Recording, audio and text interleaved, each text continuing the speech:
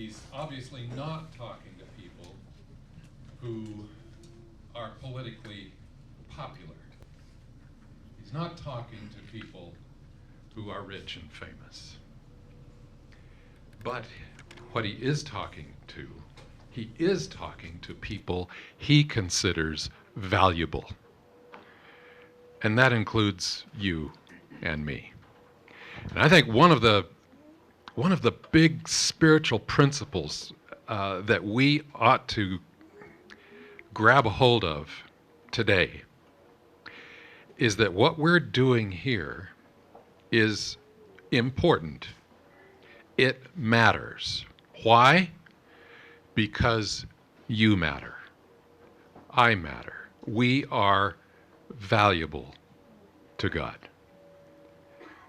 Let's hang on to that. You may be tempted to give up. This is too hard. Why is it worth it?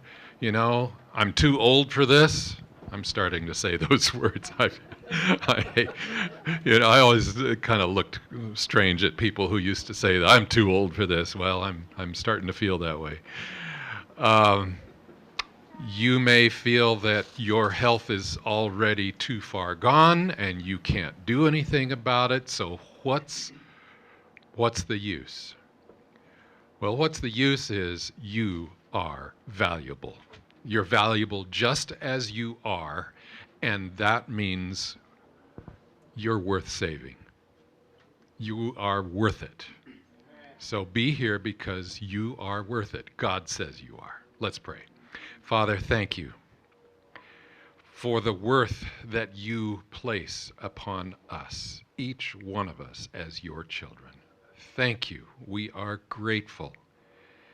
And we want to grab a hold of this gift of life that you've given us. I thank you in Jesus' name. Amen.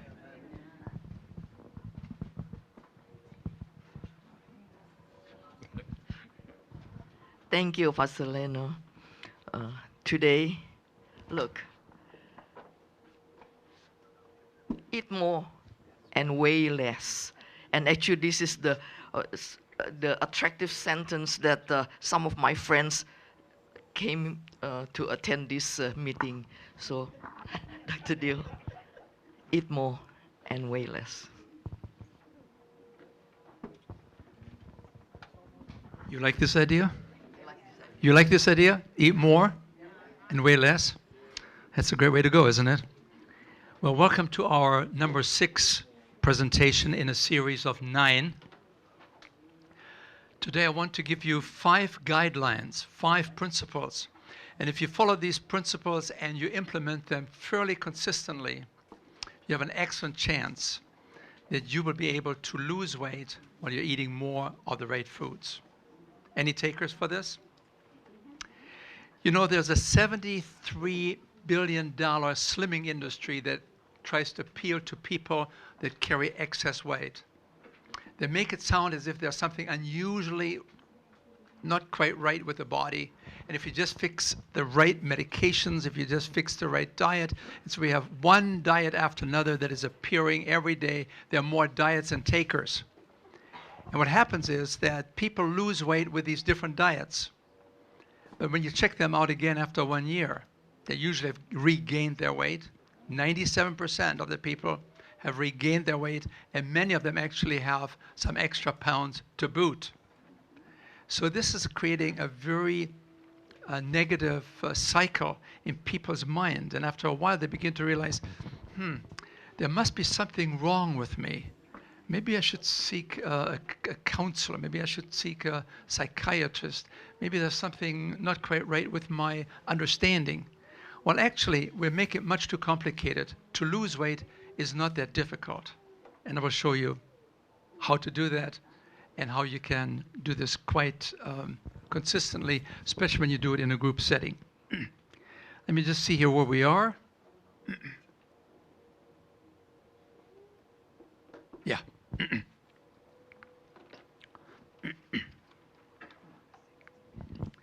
You know, why do people want to lose weight? When I went to school some years back, there was a lot of discussion, and they said, why are you making such a big fuss about some people that carry some extra pounds? Some people are large, some people are small, some people are slender. They're just born this way. There's nothing you can do about it, and it doesn't make much difference. Why? Why are you wanting to lose some weight? Anybody? You want to look good. Cosmetic reasons, right? Cosmetic reasons. How about men? Why do you want to lose weight? Oh, the doctor told you need to lose some weight. Why do you need to lose some weight? What did he tell you? High blood pressure and high. See? So now we recognize that overweight actually shortens your lifespan, and it's a major contributor to many of these chronic diseases that you talked about. And yet, people have a very difficult time in becoming successful in shedding those extra pounds. They just don't know what to really do. They do it for a while, and then they basically give up, and they say, well, I'll wait for the next diet. Maybe the Mayo Clinic will have a diet pretty soon. And then comes the Harvard Clinic diet. And you have all these different scientific names attached to these diets, but they're all failures. Because these are diets that are built on short-term success. What we want to do is move towards a program where you can have long-term success and where you lose 1 to 2 pounds a week. How many?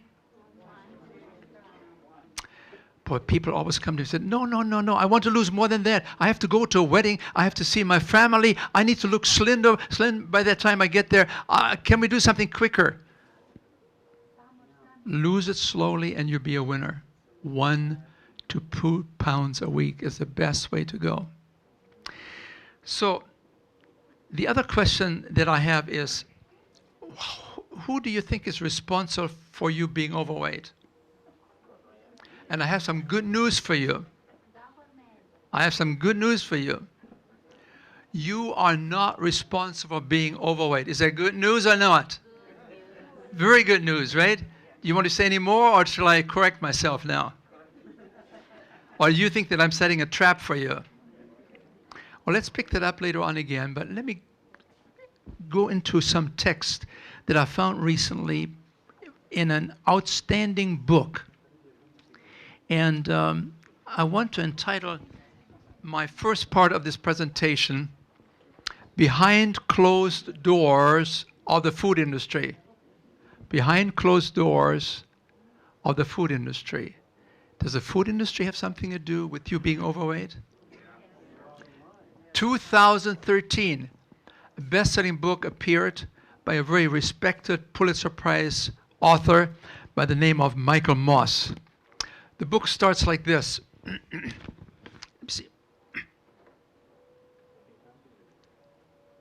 The book is entitled Salt, Sugar, and Fat, How the Food Giants Hooked Us.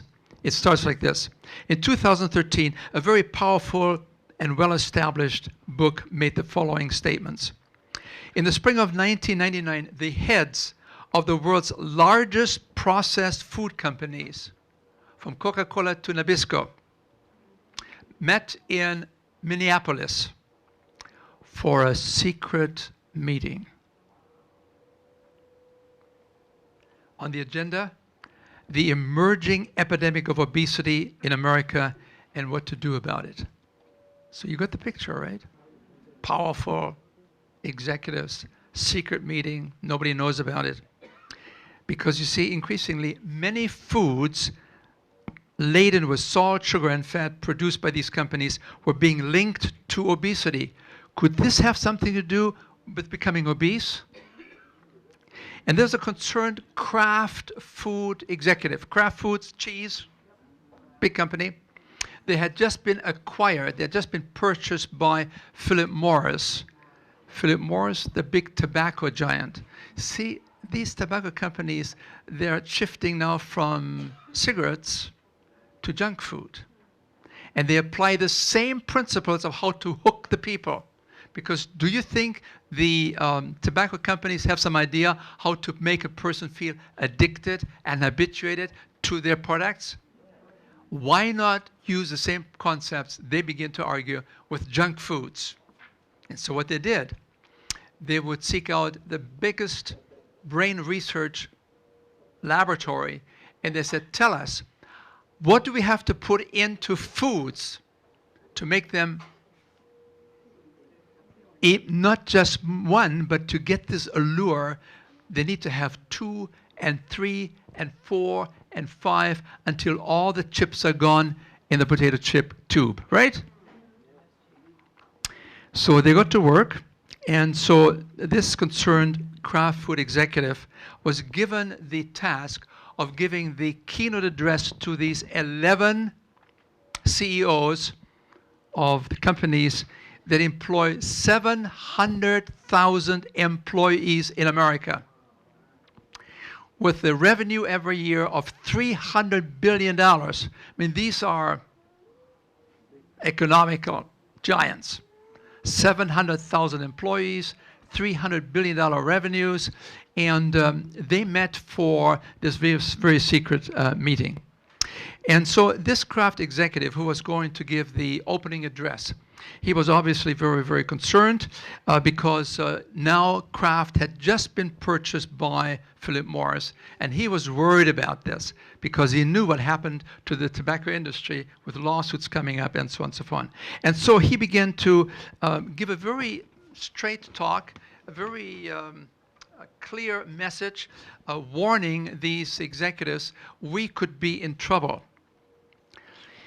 And what he said, ladies and gentlemen, there will be a day of reckoning coming unless we make changes in our food supply, in our processed foods and ultra-processed foods. Then he launched into a damning powerful presentation, making the case that processed food companies could not afford to sit idle as children grew sick and class action lawyers lurked on the sidelines filing suits to come. Well, you can just imagine how this went over, right? 11 powerful executives taking care of 700,000 employees. And then the most powerful man in the room stood up. He was the CEO, the president of General Mills. And he was very, very upset. I mean, he was beside himself. And he was obviously annoyed by the presentation.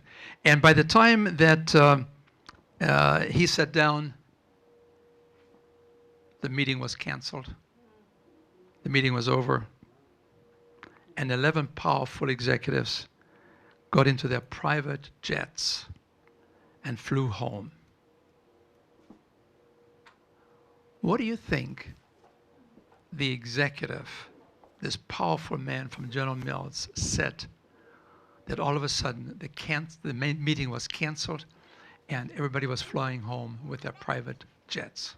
What do you think he said? Stay tuned. I'll tell you what he said later on. But let's go into some of the details now. Okay? So you're going to have to stick around to get the answer. Okay. Now, when you look at the American scene, when you look at excess weight, it's very interesting that we didn't have obesity until the 1970s and 1980s. This is a new epidemic that goes back 40 years. It was difficult to find obese people until the 1970s, 1975, 1980. Something happened. What do you think happened? Let's take a look.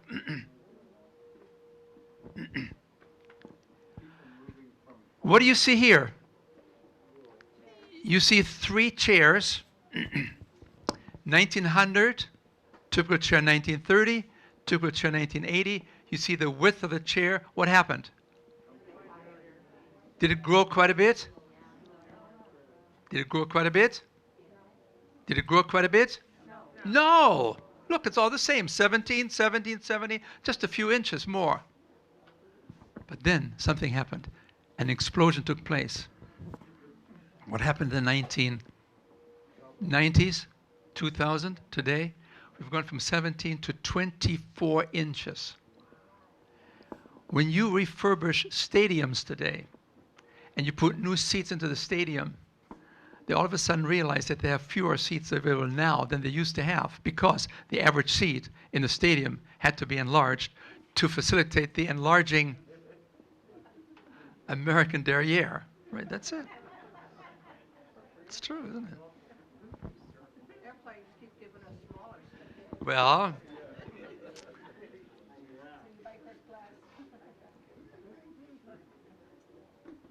I had this man coming to sit next to me in the airplane. He came in, he was the last man after they'd already closed the gate, and they opened up the door one more time, and there was only one seat left, and it was right next to my seat. And I saw this man, just wobbling in. And I don't have anything about people that are overweight. I really don't. I do care deeply about them. But I had to shift my thinking because I had already thought, so nice I have an extra seat, I can spread my books out, I had a long flight, everything is nice, and then, and I'm a very nice gentleman. I get out of my seat, I lift the armrest, I let him slip in, and he says under his breath, "Isn't it terrible, sir? They're making these seats smaller every year." And I was really nice. I didn't say anything. But that's often the impression people have, right? To look in the mirror is a difficult thing, especially for people that are carrying extra weight. As a matter of fact, I wouldn't be surprised if some of you that are overweight, and some of you that are perhaps even obese, it probably wasn't a very comfortable topic to come to this program here, because many times these people feel they're going to clobber me again, they hammer me down again, I'm already down. Folks, you don't have to worry about this. You have a very understanding man here. I understand how some of you may feel, but today will be the first day of the best and rest of your life. So please take a look. 1985, about 10% of the states carry excess weight. So this is about 10% in this color here, where the people are above the ideal weight. Then you go 5 years later, 1990, you see what happened to this color here. It has no spread. It's always spreading from here over to this side here. It always happens in Louisiana, Arkansas, Mississippi, this area, and it always spreads in the different directions. Now it's 12% of the adult people in these areas have obesity. 1995, it's now 17%. 2000, it's now 22% of the adults in America are obese. 2005, 27% of the adults in America are obese. And then you go to 2010, it's now over 30% of the adult people in America are obese. Not overweight, obese. And obese is more than overweight. Okay? So you see what happened? It began in the 1980s. And today we are at a level where over 30% of the adults in America are obese.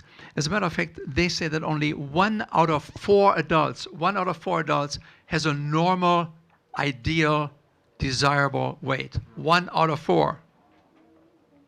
Which means 3 out of 4 adults in America are overweight or obese. That's 75% of our population is struggling with excess weight. So is that topic important today? Can we do something about it? Yeah, I'll give you some good news today. And here you see it again. 1970, 1980, the calorie count goes up. You can see here, this is now the weight is going up. It used to be about, overweight and obesity was about at a level of 49% in 1970. And now it's at 75% of all the adults. So we've really increased the overweight and obesity in our society. Now, how do you define obesity and overweight? Anybody? How do you do it? How do you know what you should weigh? Who tells you? Are you checking Google? Don't go to Google. No. Not in this case. Don't go to federal guidelines nowadays. because Americans have become so large that the guidelines that we're using nowadays, we didn't want to embarrass everybody to feel so badly about being so overweight, so we upped all the desirable ideal weight. Is it doing you a favor? No. Well, it is in a sense. It makes you not feel so bad, right? But it's not really helping you with the problem, right? So what we want to do, we want to get some ideal numbers that are coming from insurance companies. Why would insurance companies be interested in ideal weights? Of course. Of course. If you're overweight, you have to pay out earlier, so you have to charge more. So the best data that we have comes from 1959, from the Metropolitan Insurance Company. And they structured the tables in such a way that they follow gender. Men are different from women in terms of weight ideals. They also looked at height, because the taller you are, the more weight you're allowed. They also noticed that it has to do with bone size. The larger your bones, if you're Samoan, well, I mean, you have larger bones, larger feet, you're allowed more weight to be normal weight. So that's what they did. They looked at height, they looked at gender, and they looked at bone size. And that's what we did when we measured you the first time here. We had a little bit of a tape around your wrist. It gives us some idea whether you are large boned or small boned or normal boned. And so these then became the ideal numbers coming out of the Metropolitan Life Insurance Company. And what they basically said is this. If you are a man, 5 feet, you're 100 pounds. For every inch above 5 feet, you get 6 more pounds. So I'm 6 feet 1, right? So I would get what? That's 13, right? 5 feet and 13 inches. So 5 feet, I would get 100 pounds allotted to me, and 13 times 6 is how much? 78. So I'm 177 pounds. I'm pretty good right there, right? So that works for me at least very, very well. For women, you want to know your formula, or you rather not? I mean, I don't want to push anything on you. So for women, they found the ideal, desirable weight would be 5 feet, 100 pounds. So far, so good, right? And because you're a woman, they give you an extra 1 inch in height for your high heels. So if you're 5'2" tall, you're actually giving you a weight for 5'3", right? But they only give you 5 pounds per inch, not 6 pounds. So you figure it out. You're 5'2", what would be your ideal weight? No. 5'2", what would be your ideal weight? 100 pounds? 110. No. No. Remember I said to you, if you are a woman, you get 1 inch extra. Yes, you get 115. So don't shorten yourself. You get an extra. So 5'2", you're actually looking at 5'3", and you get 5 pounds for every inch above 5 feet. And you know, when I tell people this, coming from the Metropolitan Life Insurance Company, they said, what? I would look like a scarecrow. No, I don't want to look like this. No, this is not realistic. This is an exaggeration. But this is what is associated with our best life expectancy. But you see, when you live in a society that's basically very well-rounded, right? When you're in a society that's very well-rounded, like our society, and everybody's kind of looking that way, and you are then being told you should weigh about 115 pounds. No, that cannot be. There must be something wrong. This is old data, 1959, of course. That's why it's wrong. We need to have some new data. This is the best data that we have. 1959. But even so, these are only approximations, especially for ladies, because we don't really know exactly what their figure exactly looks like, right? You know, especially something above the belt. So, you know, these are just sort of some approximations of what perhaps an ideal weight is. Now, if you don't like to have this system, you can use this system here. It's called the pinch test. You see, most of the fat that we have is under the skin. It's called subcutaneous tissue. And so all you need to do is, go to your left side, go to your lower rib, and pinch that special skin fold right here. You're doing it? If you do it, if it's more than 1 inch, then you need to pinch harder. Number 3, there's a new system that just came out about 20 years ago. It talked about BMI, the body mass index. And they have some numbers. For instance, if you fall into the category anything above 25, you're overweight. If you're over 30, you're obese. If you're very obese, it's over 40. So this is another system that is being used in medicine today, which oftentimes is baffling to most lay people because they don't understand what does it really mean. But you have some pretty good idea, right? So here's the point that we have picked up in the last 30, 40 years. Why overweight is not in your best interest, not just for cosmetic reasons, but also because it's health related. The longer the girth line, midsection, the longer the girth line, the shorter the lifeline. Are you with me? Yes. When you measure the girth, your abdominal girth, it just so happened like what is that? It's the same distance with the hips.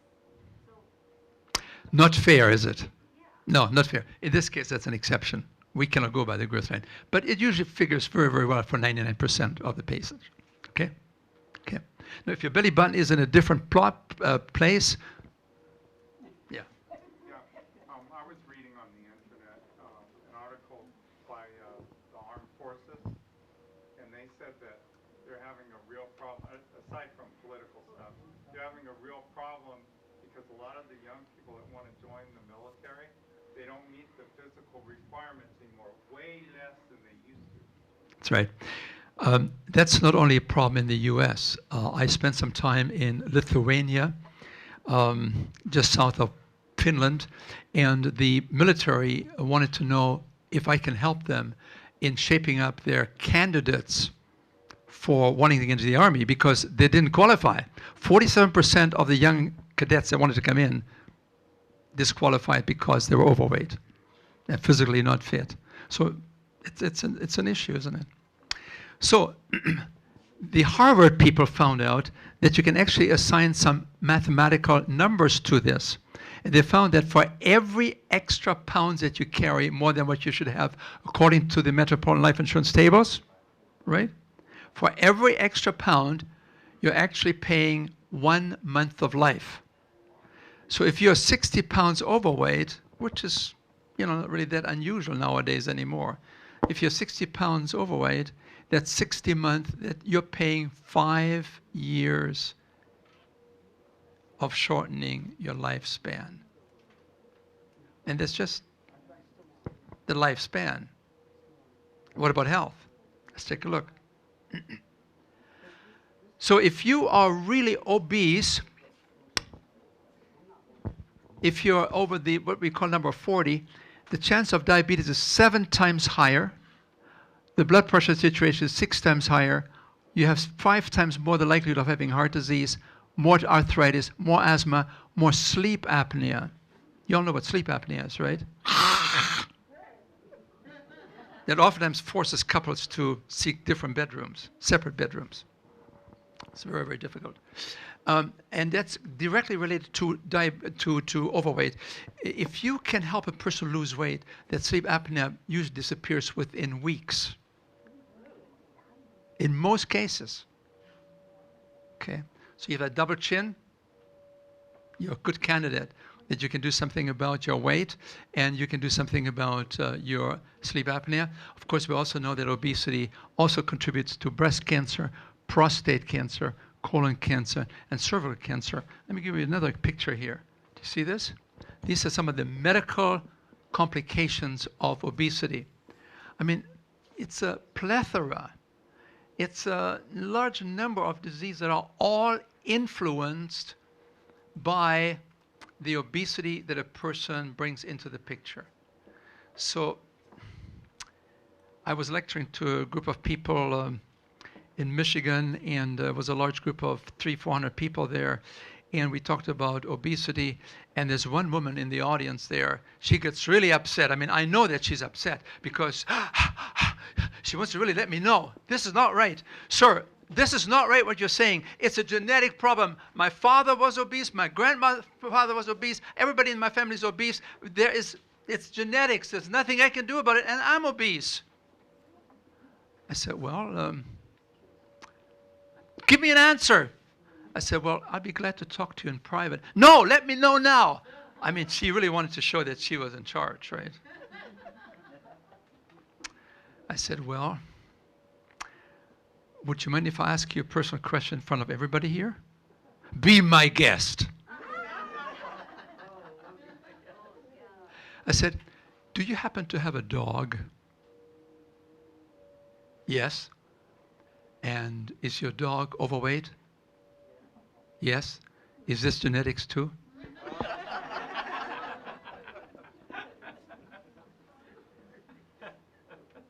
It runs in families, right? But you see, it's not that we inherit only genes. We also inherit and we acquire the lifestyle of that family. We share the foods, not just the genes. And so I come from a German family. You know, in our family, sauerkraut and some of these things are commonly eaten there. You know, that's just the way it is. You come to a Polish family, they have certain sausages there. You go to a Filipino family, they have chickens usually and fish there. You know, it runs in the culture. So genes are probably only responsible for about 3% of all the diseases that we have. 3%. But it was a common joke in the medical profession when you would ask as a patient to doctor, what can I do to live longer? He would say, well, it's too late, man. You should have picked better parents. And so people have the idea that this is all genetics. It's not.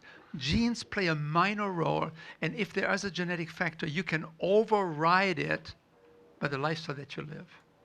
Okay? So coming back to that question, who is responsible? Here you have a $75 billion slimming industry, slim you down.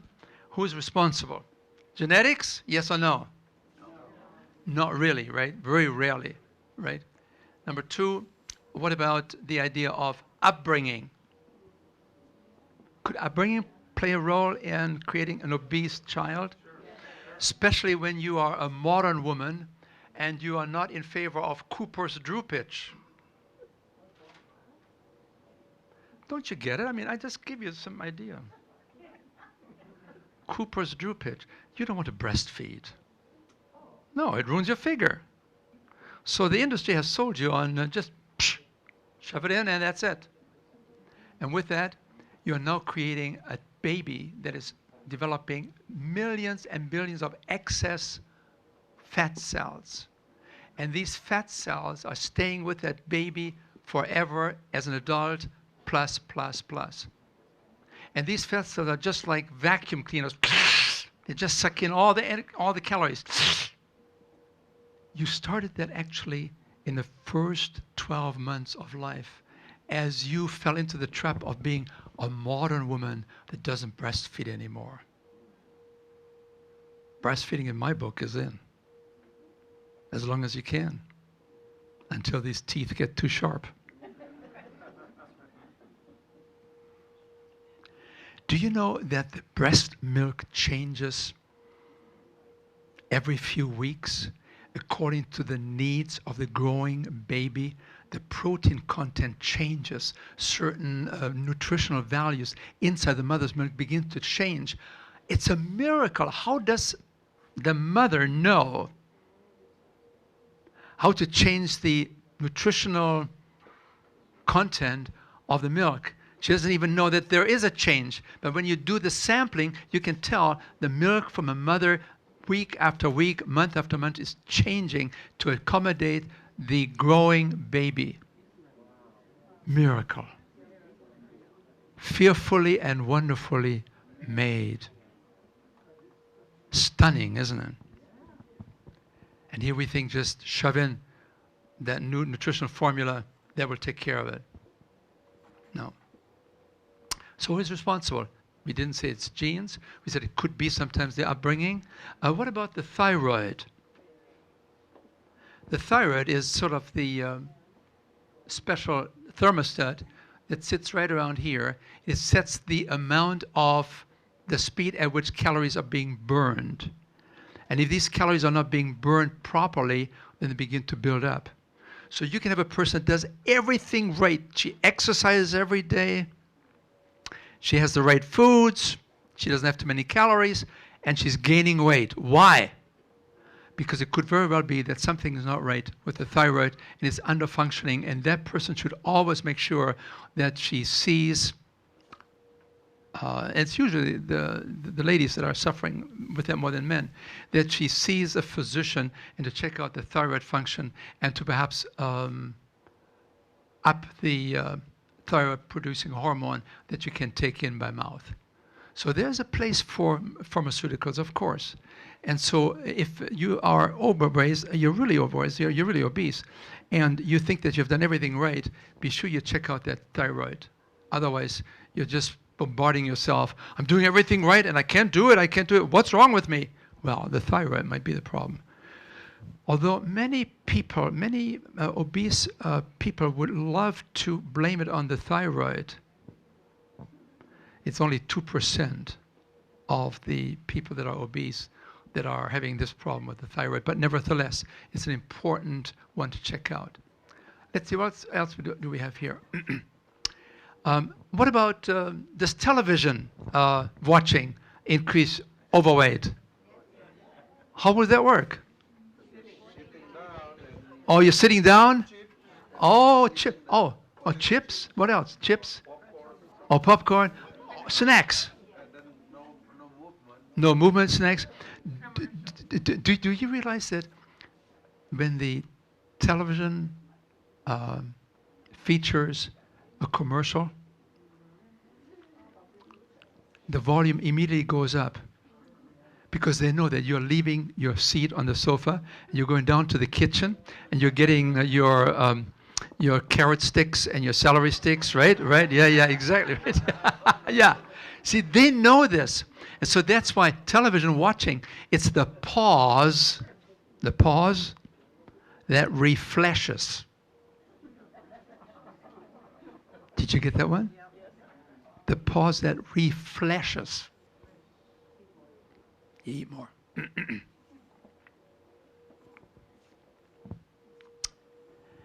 How about LSD?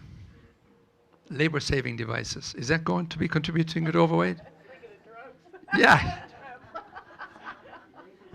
Labor-saving devices, right? They found out that when you are replacing the usual bedding with a heating blanket, at the end of 1 year, you have gained so many extra pounds because your body is no longer being forced to expand heat to keep you warm, and the blanket takes over. Just things like this. When you change the traditional manual typewriter and you move towards a computer typewriter now, you no longer have all the energy that you put out. You're gaining weight. It says those labor-saving devices. When you go to the hospital, right, you visit someone, you never find the stairs. Have you noticed that? You always find the elevator, right? They're phasing out muscle power. It's in our culture. So, take a look. What do you see here? Is this what we're seeing in our society? Yeah. Look at this. People go to the fitness center by taking the elevators, right?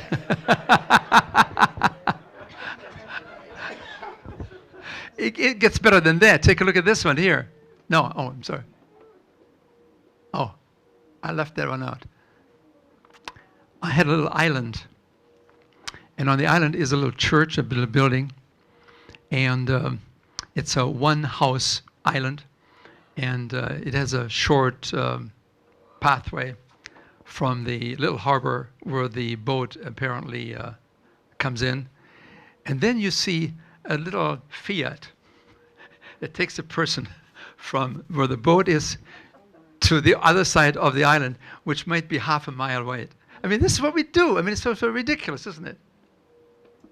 And so we begin to understand now that exercise does not burn the calories that we used to burn.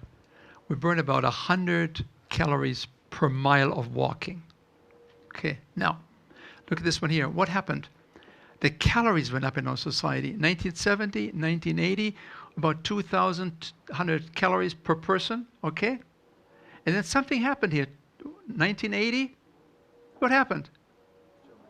Now we're taking in about 2,500 calories. We have actually increased our calorie intake as a society on the average by 400 to 500 calories per day. That's a lot of calories at the end of the year. So this is the main reason why we have so much obesity in our society. And you thought it was your fault, right? No. The diet has changed. Food processing has come in. 1970. Starting in San Bernardino. Big Mac. 1970, 75. That's where it started, and we began to change our diet. We no longer eat food, we eat food products. We no longer eat potatoes, we eat potato chips. We no longer drink water, we use Coca-Cola and soda pop. Right? It's all calories, calories, calories. And so, why do people eat? Give me some answers here. Why do people eat? Mrs. Moore, why do people eat? They're hungry. Oh, that's a good reason. That's a good reason, isn't it? But it's oftentimes the least important one, right? Isn't that right? There are some people that only eat one meal a day, all day long. They're called grazers. They go from snack to snack to snack to snack, okay? So why do we eat? Well, hunger. What else? Craving. Craving, very good. Craving. Oh, very good. Boredom. Oh, emotions, right? You're bored? Shove something in, right? Stress. Loneliness. Yes. What else? Depression. How about being celebrating? Oh, yeah.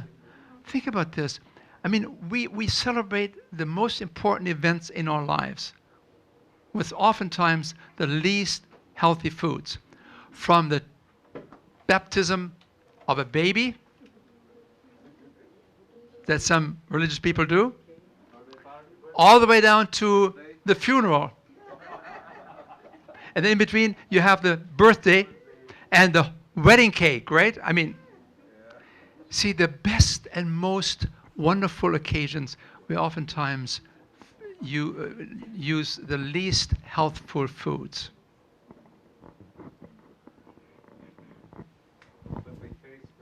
It's really hard, isn't it, to change the culture? I mean, you are courting this young lady, and you say, oh, I have a special treat for you today. I got a hot potato for you to show my love for you. I made it just for you. It's just perfect. You better be gone, right? You better run. He said everything's honey and sweetie and, you know, this kind of stuff. That's sugar, sugar, sugar, sugar, right? Yeah, I just want to say at work, Okay. So I just want to say at work, to make life easy, I'm a nurse.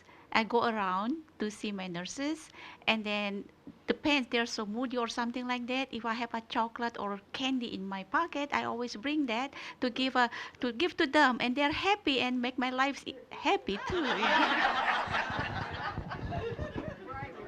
And you support the hospital. That's good. You're winning all the time. Okay. This lady came to me and she said, I hate it. I'm really upset. I mean, it was winter time in Canada. And she said, he is in Hawaii right now at some dental convention. Why didn't he take me along? I'm cold, I'm freezing. And then she said, last night, as I was standing in front of my mirror there in the bedroom, I was disrobing. I looked at myself and,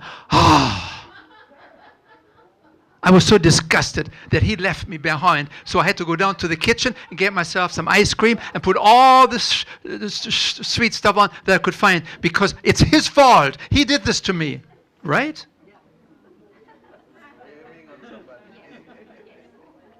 But emotions, right? You're angry. Ice cream is nice for some people.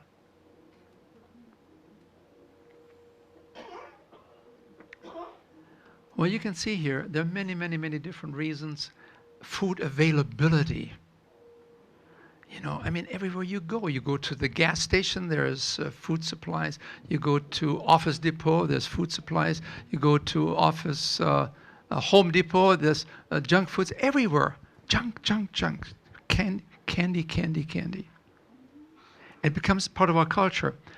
My son is a dentist, and when it comes to Christmas time, he takes some special sweet things to all of his referring dental friends. I said, Byron, you know better than that when your father is pretty much into the health concepts, right? Oh, Dad, they expect that. It's a cultural thing. I mean, they will laugh at me if I bring them something else. No, it's expected, right? Just like what you're doing, right? It's ingrained in our culture. Yeah, right. So here's the next question. Could advertising affect food choices? Availability of food? Okay, take a look here. Kellogg, just one brand, $40 million they spent in advertising this Frosted Flakes. The dairy industry spends $200 million in telling you if you don't get your milk and your ice cream and anything that has milk in it, you're going to be falling apart because your bones are going to be breaking, you will have osteoporosis, and the truth is, the countries that drink the most milk have the most osteoporosis in the world. And aside from the Eskimos, it's the USA.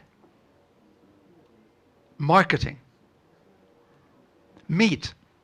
If you don't have meat, how are you going to get your protein? I mean, don't you hear that all the time? There's no need for animal protein. You can live very, very well and probably much better if you don't have animal protein. But it's in the culture.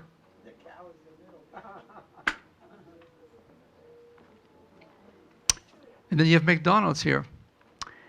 They spend $1.6 billion in the United States alone to market their product.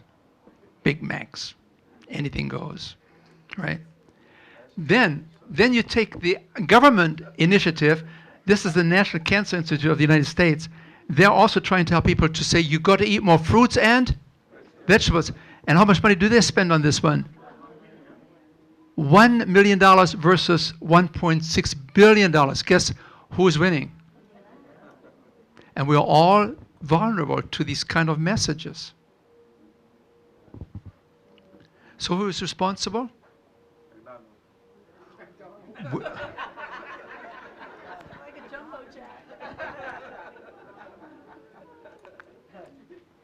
See, I should have really rephrased that question and said, who is contributing or who's responsible for your overweight? And you said, well, I have to take some responsibility for it. But actually, it's more than that. There are many, many different players that make your life very, very difficult not to be able to stay in the right shape, right? So the environment plays a major role. So could food availability affect food choices? Yeah, look at this. We started with $1 billion in 1972, McDonald's. Now it's $22 billion. It's everywhere. And when you go to a different country, you're always assured as a foreigner, you go to McDonald's, you have a standard that you can rely on. You never know what these other stores will have, but it's always reliable, right?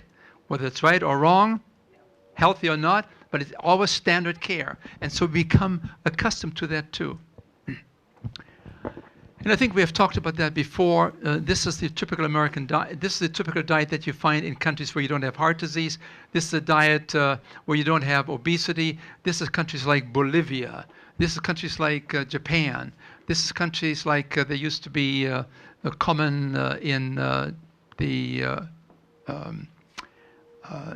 parts of China that were not urbanized yet, people would live on very, very simple foods. They would live on rice. Green is starch. These countries that live on a starch-rich diet usually have the leanest bodies. I had a person come to me today and he said, look at my stomach. It's all rice. No, it's not rice. No.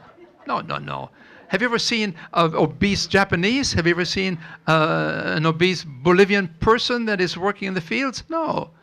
Starches, refined starches. If you have brown rice, how much can you really eat of that, right? When you have white rice, you can probably eat more. So maybe that's where you should draw the line. And what do you put on the rice? It's another factor, right? And do you have fried rice where you add all the fats to it? Then you are modifying an original product that came out of the hand of a master designer. So this is usually the diet that you have in countries where you don't have obesity. Mostly unrefined starch, and you have some sugar, and you have some fats. It's always, I mean, when you eat corn, there's fat in corn, right? And then they extract it and sell it to you as corn oil. But it's really there originally as it was designed. So, and you also always have enough protein in these products. For instance, you have in a diet it was in Fiji some 60, 70 years ago. You couldn't really find these Western foods there, and the people are very healthy. And even so, there's always enough protein in plant food. Can I say that again? There's always enough protein in plant food if you have a variety of plant foods that you eat, especially when you have beans and potatoes, these kind of things. Always enough protein, more than you need. So let's be careful about marketing efforts by different lobby groups that want to sell their products. But here you see again, as a country becomes more affluent, as a country has now more money available to buy processed foods because that costs extra money. You move more and more into this direction here, where you now have less and less of the starch, and the starch that you used to eat here is no longer available here. This is all white flour starch. That's refined starch. That's different from the original starch. This refined starch, and on top of that, you have now a significant increase in the consumption of sugar, and your fat content, which was maybe 5, 6, 7% here, is now up to 35 to 40%. This is the American diet. High in fat, high in sugar, also much more protein because of animal protein, and whatever starch you have is usually refined starch. This is the prescription for obesity. This is a prescription for high blood pressure. This is a prescription for most cancers. This is a prescription for heart disease. This is a prescription for arthritis. Major factor. Big factor. This is the standard American diet. Somebody called it S standard, A American diet, SAD, the SAD program. SAD, riddled with disease. And we begin to think we're 60 years of age and all these diseases are all of a sudden erupting in our bodies. And you say, what's going on? Why does it happen? I'm getting older. No, the diet is catching up in the body, what's happening.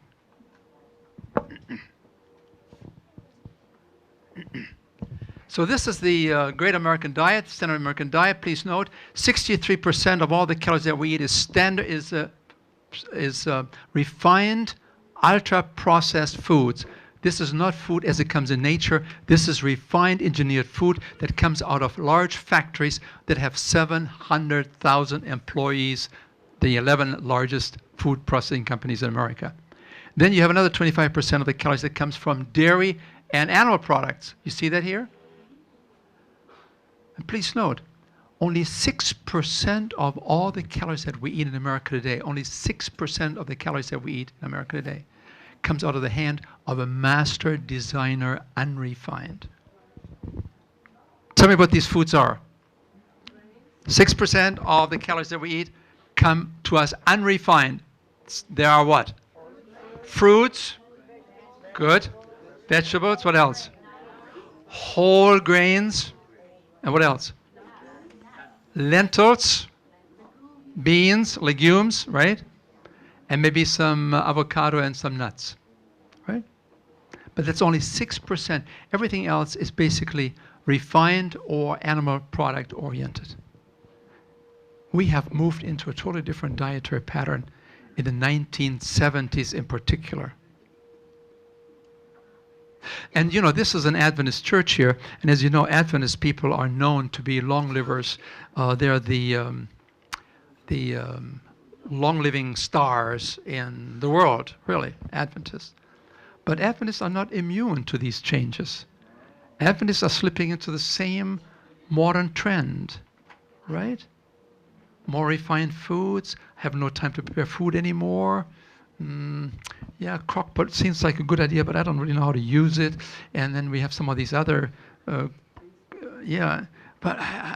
we have become so busy with life that we have lost the art of cooking. Cooking is a lost art in America today. That's right. That's why I married an Asian woman. No.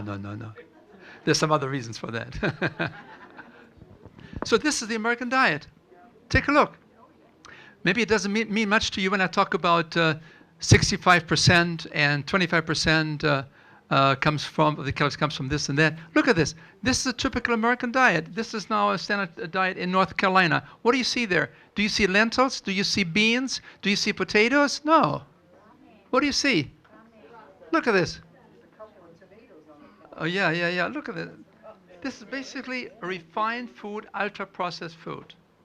And then people wonder why they are struggling with overweight. Because these are largely empty calories. They have no nutritional value, many of them. Well, the problem is, too, all that stuff tastes great. Yeah, of course. They know exactly how to make it taste in such a brilliant way that you cannot resist. I mean, they even tell you when you buy some of these potato chips, they actually tell you on it, it says, once you pop it, you cannot stop it. Have you ever tried to eat just one Pringle? Have you ever tried to do that? You think you can do it? You'd be a superwoman if you could. You have no rest until the thing's done, right? Finished. So, but we have to remember that if you have more calories coming in than going out, what happens to these extra calories? They're going to be stored in the central bank. It's right here. Central bank. And after a while, the central bank overflows and develops branch offices all over the body. And then all of a sudden you get very, very concerned about it because now you begin to think about the cosmetics of it all, right? And now you want to have an instant cure immediately. And you go to the store and you look for all the latest new diets. And folks, what they offer there is offered by merchants of misery. They're not helping you. What you need to do is make a lifestyle change. Be prepared to break out of the culture. And that's why it is so important that we do it as a group, because we develop our own mini culture right here. You develop friendships and you ask each other, how did you get your husband to change this and that? And how do you cook this? And so before you know it, you begin to realize, hey, I have some new friends. Do you know that your friends also determine whether you become overweight or not? If you hang out with large friends, you become large too because you share the same values. When you go out to eat, do the same thing. So be sure you pick your friends wisely for many reasons. Health is one of them. And that's why we firmly believe in the group teaching program. So remember, whenever you have 3,500 calories, that means you have gained 1 extra pound. Okay, when you have a slice of apple pie, one slice of apple pie is about 700 calories. Okay, if you add some ice cream to it, as some people do, maybe it's more like 850. So let's say you have that extra slice of apple pie, more than what you should have calorie-wise for that day. So you just have that extra slice of apple pie. You do it, it's 700 calories. You do it for 7 days. Or you say, well, let's just for the math's sake, you do it for 5 days.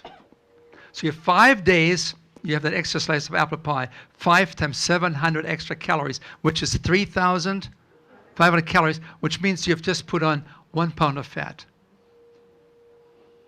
It doesn't matter whether it's ice cream or whether it's apple pie or whatever it is. If you take something in, even in small amounts that is concentrating calories, it accumulates very, very quickly.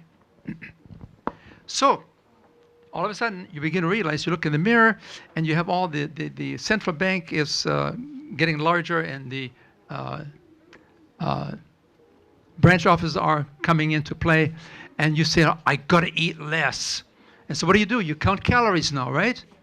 Oh, you count calories, and what happens after a while, you think this is the semi-starvation diet. I only can have 600 calories at its mealtime. It's crazy. I have to count my calories and everything else. No, it's not going to work. I just exercise more. Does exercise work? You had a big lecture yesterday, a great lecture, right? It was a great lecture. It was very comprehensive. But when it comes to weight loss, exercise is not an effective way to lose weight. Because, well, I had these 2 ladies that came to me at Loma, and they said, we want to lose some weight. And I said, well, you like to change your diet? No. At our age, we're 70 years of age, we don't want to change, but we want to exercise, we want to walk. Can you tell us how we can lose so many pounds? So I sat down and I figured, well, it's 3,000. I figured out they want to lose so many pounds. And for every mile that you walk, you burn 100 calories. So if you want to lose 1 pound of weight, you have to lose 3,500 calories, right? That's 35 what? 35 miles of walking for 1 pound of fat. Is that worth it? But that's what they wanted to do. So I'm a very compliant person. I said, well, yeah, I'll help you. So I said, okay, I want you to walk from the medical center to Stater Brothers on Mountain View. That's about 1 mile. And I said, and then you go back and forth. It's 2 miles, and I said, and you do this every day, and you'll be losing so many pounds in so many weeks and months. I figured it all out for them. After 3 months, they come back to me and say, Doctor, your program is not working. We're gaining weight. I said, how do you gain weight? Are you walking every day? No. Oh, well, I told you to walk five days at least. Oh, yeah. Weekends, we don't walk. Okay, that's fine. That's grace. Okay, so you walk 5 days a week. Yes. And there are 2, right? So one is to confirm the other person so they don't fib on me, right? So they said, no, we do every day. And I said, well, how could that be? I said to myself, it's 1 mile. They should be losing weight. And they said, by the way, so you go from the medical center to Stater Brothers? Yes, sir. And when you go to Stater Brothers, what do? Oh, we go inside. Oh. And what do you do there? Oh, we have that special donut. I mean, we have been so good. I mean, we walked all the way here. We deserve it, right? So, do you know for one Krispy Kreme you have to walk 4 miles? Is that worth it, Paul? Maybe it is sometimes, right? 4 miles. And then you have that one donut, and then you want a second donut, right? Well, look at this. If you want to have a Super Coke with fries and Big Mac, you have to walk for 7 hours to burn it off. Folks, you have to be retired or take a vacation to lose weight through a walking program. It's not going to work very well. It's much easier to let go of that donut or have it only on February 29. Right? Okay. So what do we recommend? We recommend eat more whole foods and exercise more. That's this magic formula. Eat more food, but the right food, unrefined food, and exercise more. Eat for health, and the scale will take care of itself. You don't have to worry about the scale. If you eat for health, and you know what's healthy for you, the scale will take care of it else. 1 to 2 pounds a week, no problem. But be careful. There are 2 major shifts in our diet. First shift was we moved from foods to products. You know what that is, right? That's cereal for the kids. Cereals, right? Oh, I give my kids cereal every morning, right? They're healthy kids. Fruit Loops, huh? I'm speaking in Battle Creek one time, and I had a group there of 300 people, and I was much younger then, so I was not very experienced in being politically more sophisticated. I mean, I should have thought about this, that this is the home of Kellogg's. So I tell the people, be careful with Fruit Loops because that's 52% sugar. 52%, you pay a lot of money for sugar, 52%. And a man raises up in the back there. He has a suit on, he has a tie on, and I know I'm in trouble. I mean, I know I'm in trouble, big trouble. And he said, sir, I'm the VP for marketing of the Kellogg Corporation. What you're saying is not true. It's not 52%. It's only 48%.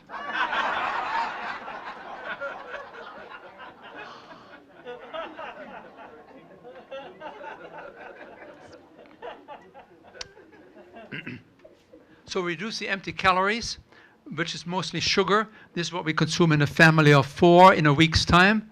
Then please also be careful with these juicy drinks there because while they may be unsweetened, but this is a concentration of natural sugar. It's not in your best interest. I mean, you have almost as much sugar in a cup of grape juice as you have in a Coke. So be careful with fruit juices if you want to lose weight. Then that donut here, well, 6 teaspoons of sugar. That German chocolate cake, 15 teaspoons. And this is a small piece, right? 15 teaspoons of sugar. Banana split, 25 teaspoons of sugar.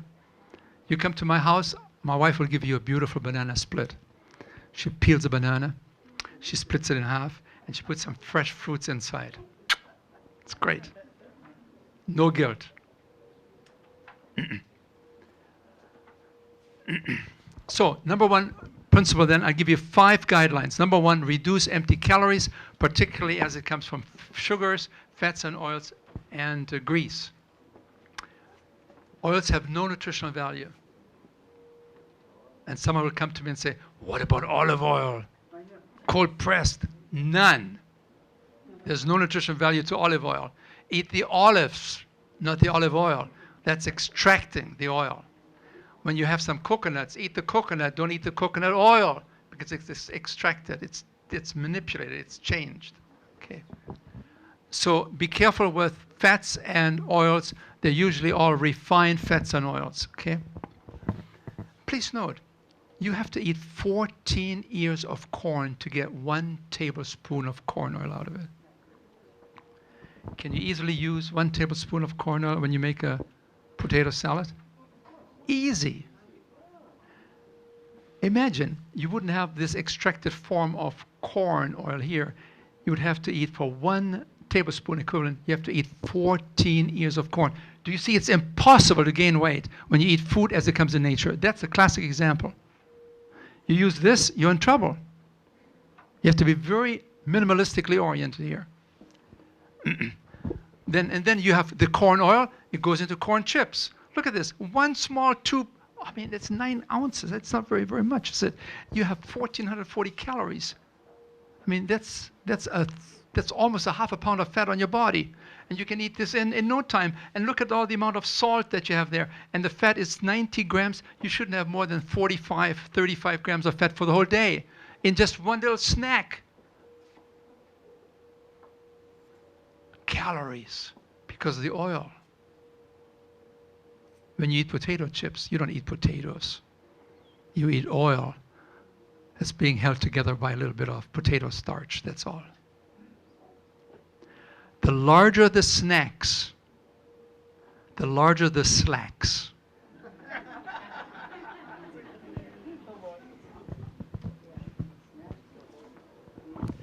Take a look.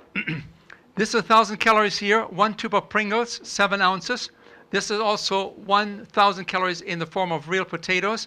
Here you can eat 4.5 pounds. Here you only get 7 ounces. You can eat 10 times more in weight in these kind of forms of potatoes and compared to refined food. This is fat.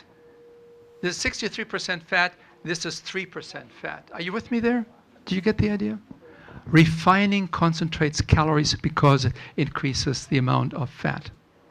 And so when you look at these kind of refined empty calories, no nutritional value, and yet 45% of the calories that we get in our society have no nutritional value. They're just junk food, literally junk food. They're called empty calories. Should these processing food companies be concerned about contributing to the obesity in our country? What do you think the executive said when he got up? He was very annoyed that this Kraft executive made such a damning presentation about the danger of these ultra-processed and processed foods. What do you think he said to the 11 executives there? He said, our business is to produce and sell. Period. Let's get out. It's business. People, expendable. So these companies know exactly what to do. If they put enough sugar in, you get this special feeling you cannot resist. When you put enough fat in, you cannot resist to take in another one. When you have enough salt in, it makes you hungry for more. Salt, sugar, and fat. It's an outstanding book. Get hooked. Hooked. Hooked. Right? Who's responsible? Are you responsible for being overweight? Well, in a sense you are. But you also have to give yourself a break and say, well, I'm subject to cultural pressures and I need to stop, let the culture dictate to me what I'm going to do. Are you with me there? That means we have to be brave. We have to have friendships. We have to have support groups. So here are then the 5 magic guidelines for how to be successful in weight loss. Reduce empty calories. Number 2, reduce animal products. Animal products are high in fat, and fat is high in calories. So it's very difficult when you have a 3-ounce steak or so. That's a very small one. You have 300 calories. When you have a 10-ounce steak, you have 1,000 calories. When you have a 16-ounce steak, like some people have, that's 1,600 calories. So don't downplay the amount of calories that you have in animal products. Sausages, 80% of the sausage is fat. When you have that hot dog, that's 85% fat. Folks, anytime you have an animal product, you have to be concerned about the calories. When you have cheese, you have that cheese on that veggie pizza, folks, it still is cheese. You say, no, it doesn't have any animal products in it. Folks, it's still a totally refined, artificial cheese. Be careful. Don't fall into the trap and say, well, but it's not from a cow. It's calories. Be careful.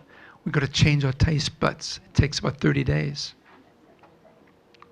Okay. I know it's hard to let go of a pizza. I know. And then we think, well, but I have some artificial cheese. I have some veggie cheese. They will take care of it. Be careful. Make it an occasional treat, but don't overdo it. Yes? How about veggie hot dogs? Veggie hot dogs? Is it refined? Is it processed? Yeah. Does it come out of the hand of God? No. Answer. Clear? I mean, it sort of gives us a divide of what we should be doing, right? You cannot always be as rigid as like in this. There are always some examples and exceptions here and there. But in general, when you look at my cookbook, you also find there's a little bit of salt there. In my cookbook, there's a little bit of oil there, but it's all very, very small because we're trying to reach out to the general public. These are not people that have gone through a Jumpstart program. And all you have to do is cut back a little bit more, and you have exactly what would be the perfect program for you. Okay? And those cookbooks are available back there. Bree and Phyllis are out there. These cookbooks, they're selling usually for, what is it, $27 with the tax? Just a minute. $27.30 for the cookbook, okay? So you can get it there for, what is it, $20 today? Yeah. Yeah, I brought about 40 books here just in case you, because some of you have asked me, how can we get on the optimal diet, okay? Okay, first shift, move away from empty calories. Second shift, be careful with animal products, because you see the dramatic increase in the consumption of animal foods in our society. They're high in fat. Please take a look here. 35% of all the fat that we eat in America comes from meat, poultry, and fish. And you say, okay, I'm going to become a vegetarian. Okay, well, and you say, well, but I like to have my dairy. Well, 15% of all the fat in our society comes from dairy. And then you say, well, I'm becoming a vegan. Okay, I'm trying this out. Well, look at this. You can still have a lot of salad oils and shortening and margarines. Look at this. It's everywhere.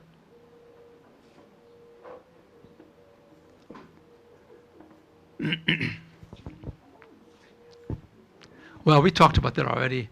So we know that animal products are high in fat. They're not really high protein foods as such. And then I want to take you to Loma now. These are some of the stars. One of my neighbors was Dr. Ellsworth Wareham, who was still doing bypass surgery at the age of 95. And he passed away a couple of years ago at 104. And here is Marge Jetton. She passed away recently at 106. She was still doing volunteer work every day, helping people. These are the longevity stars, Loma Linda, and Adventists in general around the world, because they live a similar lifestyle. It's not the air in Loma Linda. No. And people say, well, are you trying to push religion now that we have to become Adventists? No, you don't have to. But you have to live like an Adventist. Then you can live long. Okay? Yeah. And when you have a mini vacation once a week, like Adventists do on Saturdays, that's an added bonus, right? There you go. Okay. Now, they have found that Adventists live a fairly consistent, homogeneous lifestyle around the world, except when it comes to diet. And they found that here in North America, about 50% of the Adventists are meat eaters, 10% are no meat, but they eat fish, 31% are lacto-vegetarians, and only 9% are really pure vegans. So this is North America. They looked at about 96,000 Adventist people in North America, and they found that, is there a difference in their weight according to their diet that they have? What would you think? Who has the best weight? Well, let's take a look. These are Adventist women. Average weight, 180 pounds. These are carnivorous Adventists. These are fish-eating Adventists, 171 pounds. And on the very last, on the left side, you have the no animal products at all, 141 pounds. What's the difference? 40 pounds. Just the way you eat, the mode of eating that you choose can translate into 30, 40 pounds in women and 30 pounds in men. Here you see again, the meat eaters weigh about 30 pounds more than those that are vegans. What's the lesson? Move towards more and more in the color of, to the color of green, right? Now people will come to me and say, well, yeah, I'm already underweight. How can I gain weight on this program? You can. Just eat more beans, eat more potatoes. Don't eat quite as many salads, because salads are, while they are healthy, they're not really that nutritionally in terms of calories. They're not loaded with calories unless you put a lot of dressing on it. So, the last two is our 5 magic numbers. Number 3, eat more whole foods. We talked about this. Fruits, vegetables, whole grains, Legumes. What else? And some nuts and some avocado, right? So again, fruits, vegetables, whole grains. How about groats? It's pretty good, isn't it?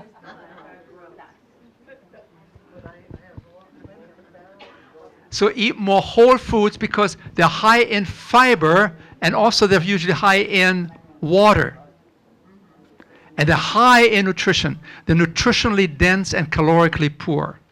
Should I say it again? Foods as they come out of the hand of the master designer are nutritionally dense, packed with nutrients, but calorically poor. These are the kind of foods that we recommend. Attractive, isn't it? That looks better to me than a rare steak where the blood is still dripping out, isn't it?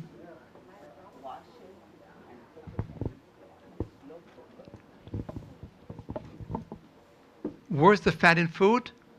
Fruits are very low in fat, whole grains are very low in fat, legumes are low in fat, vegetables are low in fat, nuts and seeds high in fat. If you want to lose weight, don't eat too many nuts and too many avocados.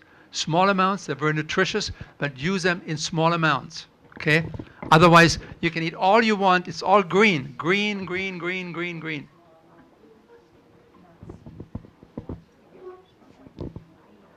Nuts, be a little careful. Please note, you have this little can of mixed nuts. That's a half a pound of fat on your body. And you have a lot of salt there usually too. So I'm moving now towards the end of my program here. Please note, when you look at different foods, fruits, vegetables, whole grains, legumes, they're all low in fat and they're all high in fiber. Who is the king of fiber? Beans. That's why sometimes people have some problems with flatulence. You know, but I can assure you it will pass too. Just give it a little time, 2 or 3 weeks, because the body is overwhelmed with all the fiber coming into the system. But if you introduce legumes slowly, you should have no problem whatsoever. But please note, animal products, high in fat, refined processed foods, fairly high in fat, fiber, 0, minimal. You want to have foods that are low in fat and high in fiber. So here you see it again. When you have a diet that has lots of fiber, these are these blue spicules here. You have lots of fiber there. It fills up your stomach pouch, and you have very, very little room for the calories. So you feel full. And the special message is sent to your brain, I'm full, and the apostat begins to act and shuts down, and you're fine and satisfied. But when you don't have the fiber, now you have to eat more calories before the signal goes to your brain, I am full. So choose more foods that are high in fiber and they're high in water content. Again, very quickly, standard American diet, meat, cheese, sausages, donuts, chips, ice cream, chocolate, 0 fiber, rolled oats, pears, Ezekiel bread, whole wheat pasta, beans, peas, avocados. Avocados are fairly high in fiber, actually, surprisingly. And so we want you to eat more whole foods because they're filling, they're high in nutrients and fiber, they're low in calories, they're low in fat and salt, and they're low in caloric density. So the final word then is, take a look. The principle, the main cause of overweight is not overeating. In Germany, we always used to say, push away from the table, that's the most important exercise. Push away from the table. No, no, no, no, no. Enjoy all the food you can. It's not overeating, it's eating the right foods. And we have to be careful with these heavily marketed foods that have little fiber and they have plenty of calories, and that's the junk food diet. Last point, increase your daily activity. Not because you want to lose weight, but it's just a good thing to do. You heard of all the benefits yesterday of exercise. Outstanding. I mean, I was on the track this morning because I got inspired. That's right. But there's one final rule, number 5, and that is we want you to tie into professional, social, emotional, spiritual resources for long-term success. Especially when you are very overweight, when you're obese, we don't want you to come to this kind of a program here. Because in most cases, a very obese person, especially women, they probably had some childhood experiences that were very adversive. They call them ACE, A-C-E, adversive childhood experiences. You were abused by a relative. You were abused as a young lady by some irresponsible young man. Folks, what these people need is not to have a training program like this. What they need first is some group therapy where they can settle the deep-seating hurts that's still way down in their tissues. They cannot let go of it. And they need to do something about letting go. And so next Saturday, I'll be talking to you about forgiveness. The most difficult thing for a person that has been abused is to forgive that person that has perpetrated this heinous thing. But that's the only way to clear the deck. And once you've taken care of this, and you've had a chance to talk to professional people about these things, and let it go, then you can come and do something about those other 4 principles. Number 1, careful with refined, empty calories. Number 2, be careful with animal products. Number 3, eat more whole foods. Number 4, get into a walking exercise program and be grateful that we can be alive. There's nothing more important for a person that's struggling with obesity than to know that that person is valued regardless of the 20 inches that are standing between that person and me. The pastor made it very clear tonight when he talked about we are valuable. It doesn't matter what the weight is. We are valuable in God's sight. You're valuable in my sight. You're valuable in the sight of a counselor that values you for what you are, a human being that's very valuable. Thank you very much. Thank you so much, Dr. Diehl. He's provided us with a lot of great life-changing information. So again, give Dr. Diehl a hand clap. Thank you so much. So for those of you who may not know, my name is Betty Peoples-Wheeler, and Dr. Diehl touched on the importance of support. So myself and my colleague Vernita and I, we run a support group. So some of the people in here are actually from our group. For me, it's been very helpful because just like you, once upon a time, I was just learning this information, and it was the support of the group that really just helped propel me to be to improve my health journey. And so we will be meeting this Thursday from 7 to 8 p.m. We meet every first and third Thursday of the month, and so we love to have you join us. We support and encourage one another. It's just a great place to connect with other people who are doing what you're trying to do, and so it's just crucial. And a couple weeks ago, I sent Dr. Diehl some information about this individual. She was diagnosed with a terminal illness, and she hooked into what Dr. Diehl was teaching about a healthy diet and changed her life. So we're going to be sharing that story. It's amazing. She was blind, and just amazing what this diet can do. So I look forward to any of you who are able to join us. I have some copies here of the flyers, and I'll also be emailing them out to you as well. So thank you all for being here, and we really would love to have you join us on Thursday. So thank you.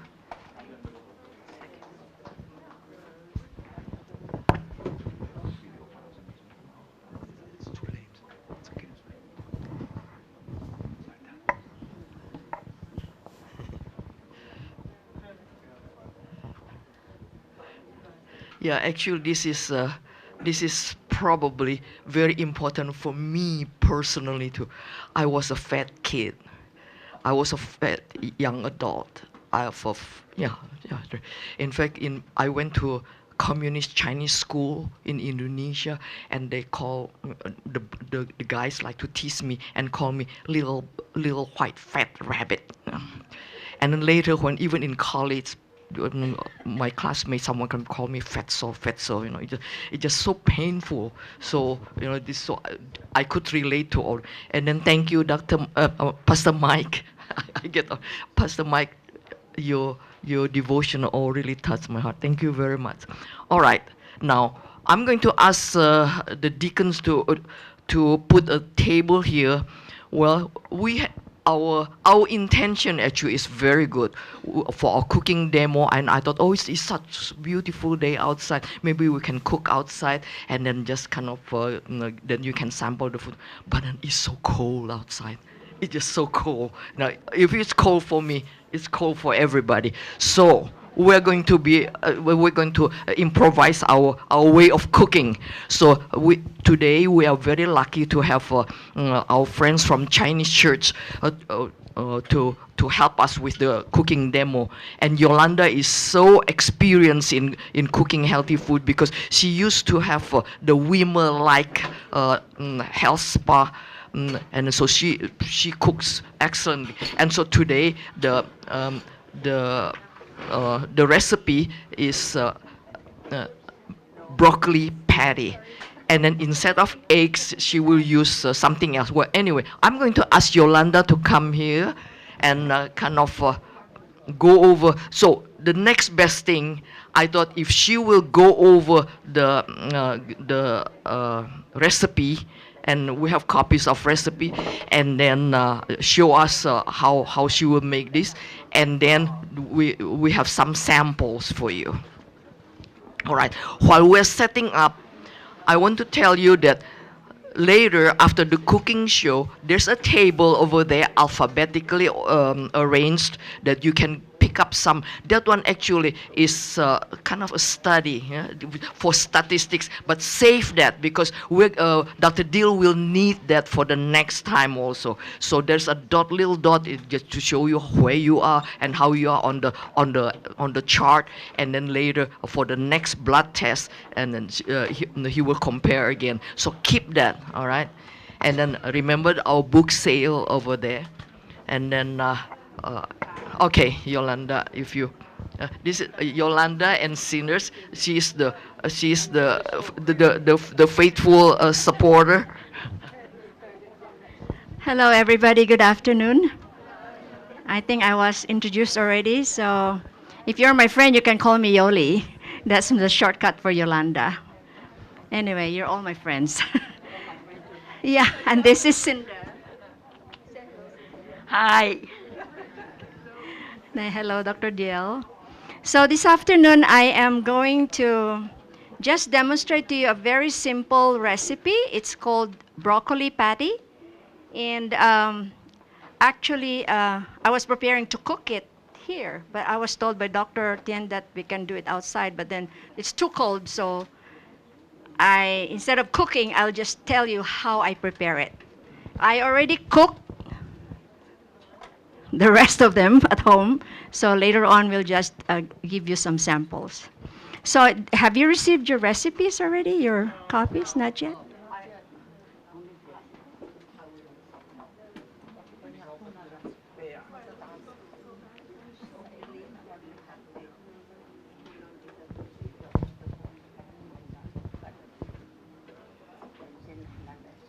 So this recipe is, like I said, it's very simple. It's something that I just invented myself. I'm a very simple person, so as much as possible, I try to make simple recipe that my family will also enjoy. My family, except for me, they eat eggs. So the recipe has eggs. If you don't want to use eggs, it's totally fine because I have also research on how to substitute eggs, and chia seed is a very good substitute. In the recipe, you can find at the bottom of the recipe, there are so many ways to substitute eggs. You can use garbanzo flour, you can use flaxseed, and you can use chia seed. This afternoon, I used chia seed. I tried garbanzo, but you can taste the beanie flavor of garbanzo, and I don't know if you would like that. My family didn't like it.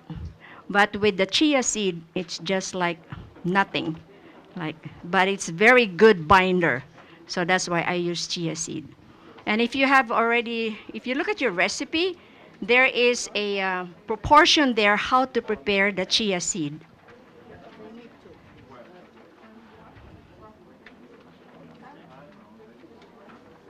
Sorry?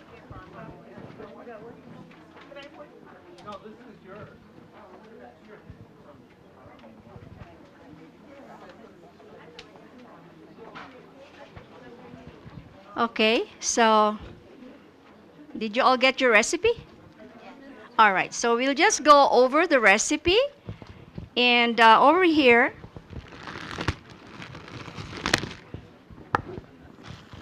the recipe says 1 3-pound bag broccoli florets. Usually I do this for my family because they like this very much. So this is 1 3-pound floret that you can get from Costco. But this afternoon during the demonstration, I just use about a third of this. Now, a lot of times it's easier to slice the broccoli from the whole broccoli itself.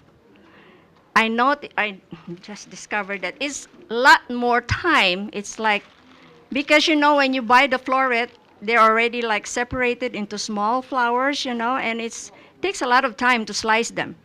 So I noticed that if I use this, it's a lot easier. So how do I slice it? A lot of people, when I share this recipe, they always use their food processor. And I don't like to use the food processor because it makes your broccoli really, really very fine. And sometimes it becomes smushy. And you don't like that. So when I slice my broccoli, I just, make sure your knife is sharp. I just do this. So when it comes out, it still looks very nice and it's not mushy.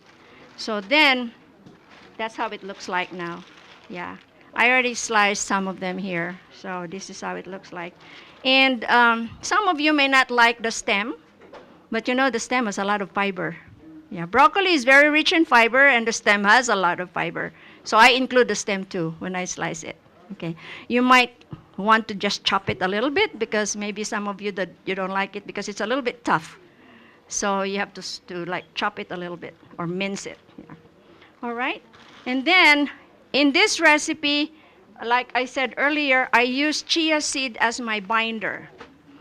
You can I got this from Costco. I'm surprised because usually I get this from Clark's or any health food store.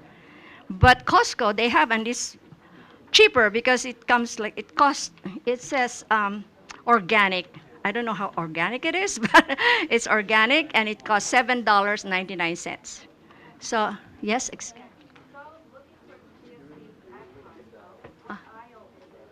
oh, what aisle? Yes, that's true, yeah. Every time I go to Costco, they always change, yeah. Like I always go buy my dog food there, and when I go to this dog food aisle, then later on it's on the other side. So I'm sorry, I cannot tell you which aisle I got this, but so anyway, now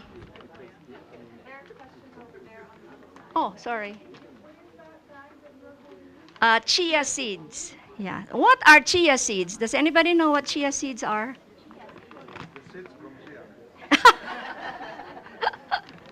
Actually, I made a little research. Where does it come from? It comes from. I'm sorry. Yes. Eggs. Yes. Yeah. I put an asterisk before the 4 to 5 egg whites there. And if you want to use eggs, please don't use the yolk. Just use the egg white. Yeah. Yeah. Egg yolk has too much cholesterol, and it's more questionable than egg whites.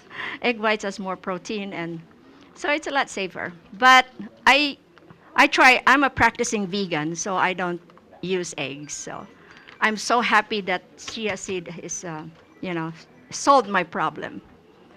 So any other question about chia seed? Oh, I was going to tell you what chia seeds are, right?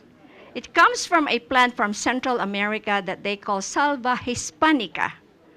And actually, it is the staple food of some Aztec people in Central America.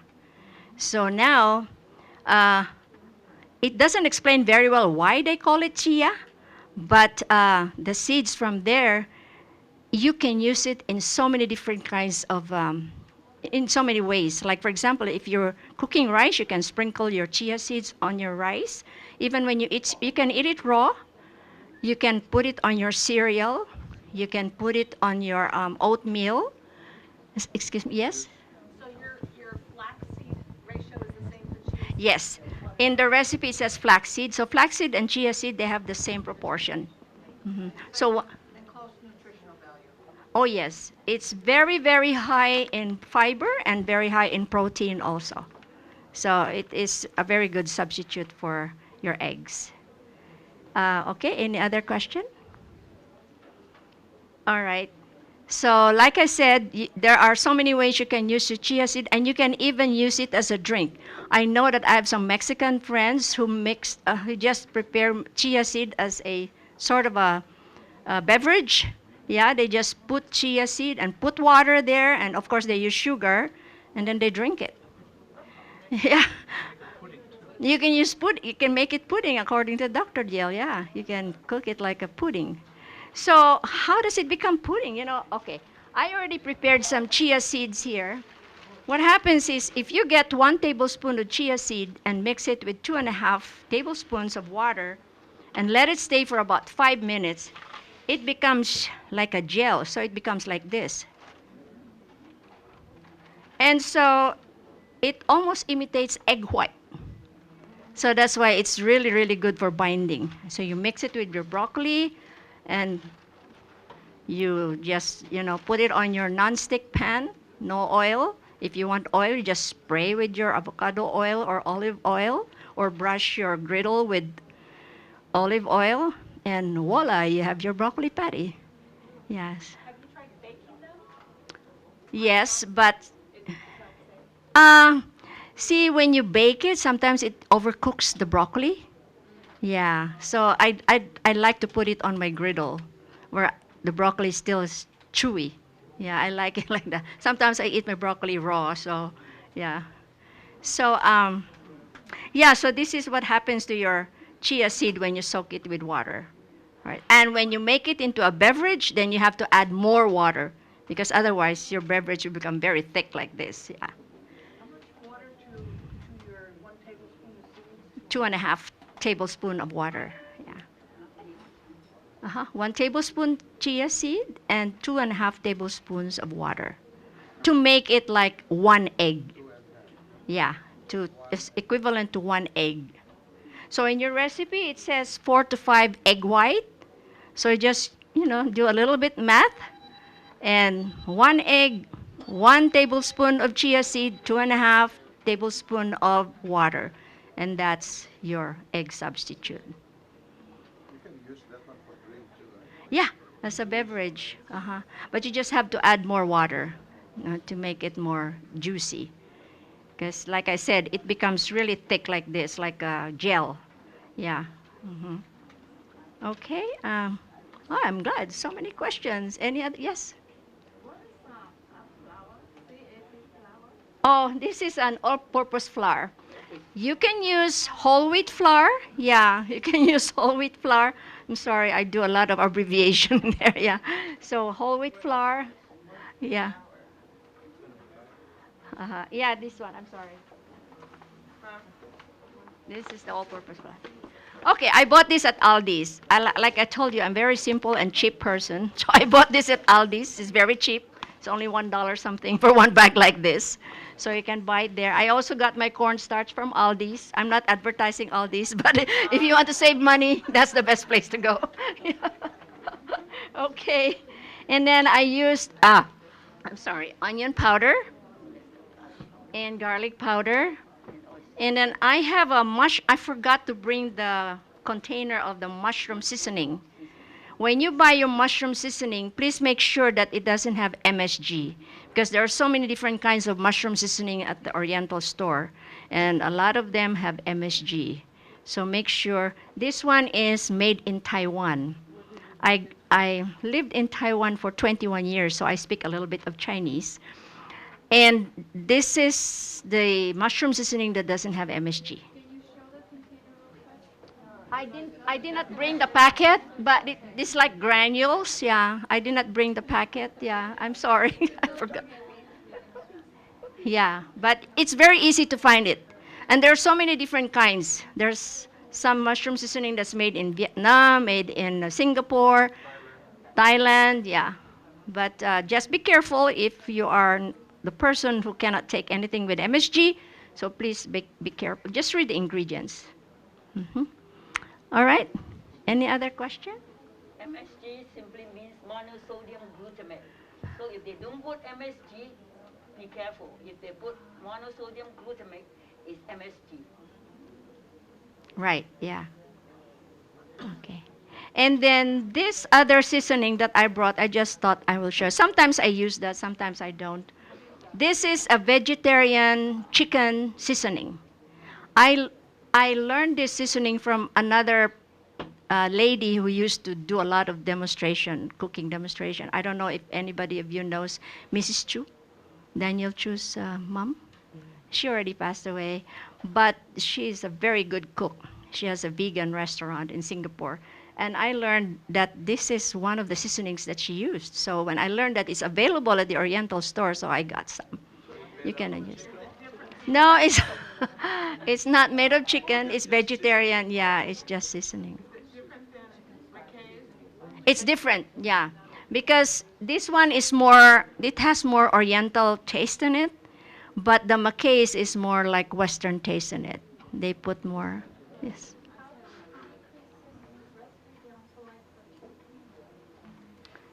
Okay, so there's a question here. How do you make the recipe for 2 people? Because this recipe here, I make this for my family. My family likes to eat likes to eat. It depends on how big the patties are, but one recipe like this can make 60 patties as big as this. 60. So if you have a party, this is the recipe you should use. 60 small patties as big as this. Yeah, but it depends. Some people they like to make their patties big, like those hamburger. So it depends on how you make your patty. Yeah. So now if you want to make it for 2 people, then you just sort of like, okay, 3 pound bag can give you 60. But if you only need, how many can you eat for one person or 2 people? Maybe you can 6 or yeah. So I'm sorry. Yes, I did that already. Yeah, usually you cook it first and then you freeze it. Because what happens if you don't cook it first? Have you ever tried putting broccoli on your counter and leave it there for a while? And then later on you smell something. It's bad, right? Why does it smell bad? Broccoli has a kind of sulfur substance in it. They call it sulfonaphrine, which creates that very bad smell. So you want to cook it first, and then you freeze it. If you don't cook it, then your broccoli patty will turn into something else. Yeah. And you don't want that to happen. Yeah. Any other question?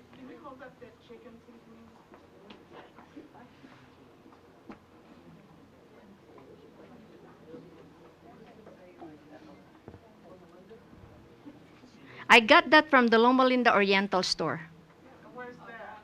Mountain View and Redlands Boulevard. There's a plaza there at the corner. The Loma Oriental store is there. Yeah. Is that where the Subway sandwich place? Yes, that's right. Yeah. Mm-hmm. Are you going to make the patties? Okay, so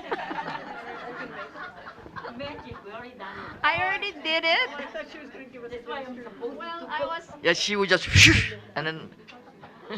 I was just gonna show you. Yeah, I was just gonna show you. It's very easy. After you slice your broccoli, you just put everything in the bowl, put all your seasoning, mix it.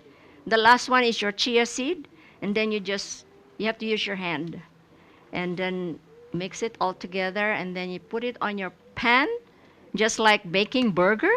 You put it like make a ball, put it on your pan, then you get your spatula and then flatten it, and that's it. Yeah.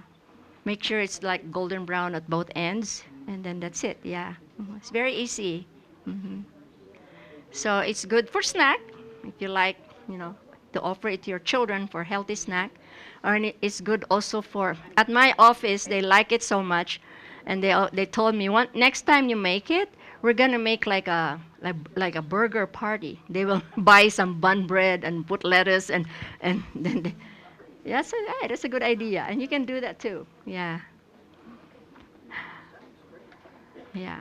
All right. So I'm sorry I cannot cook it here, but like I promise you, it's a very simple recipe. Yeah, and everybody can do this. Yeah, just make sure you have all these ingredients, and you're fine. So I think I have a lot of my friends from the Chinese church who already put all the cooked patties on the plate for you to taste. Yeah. Yeah, okay. So be patient, okay? Because we are competing with the Super Bowl group over there. They monopolize our wheel carts. So we just have to do one by one. So just be patient. Thank you, Yolanda. Thank you.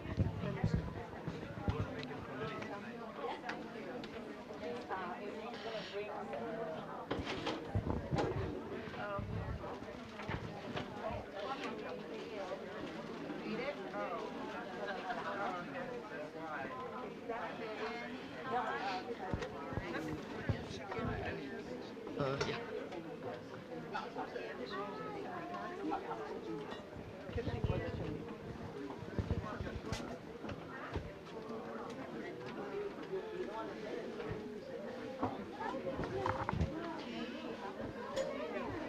Yeah, that side.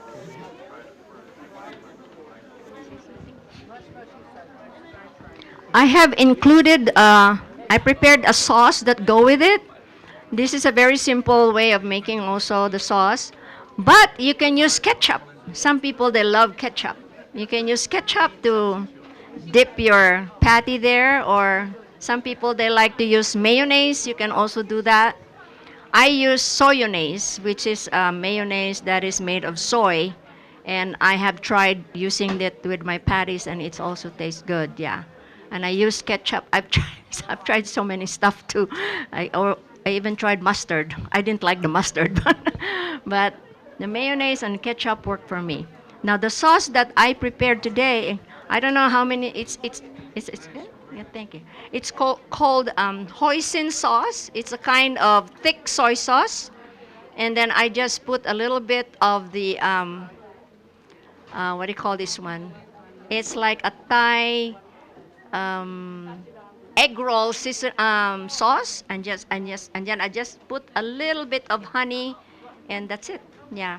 hmm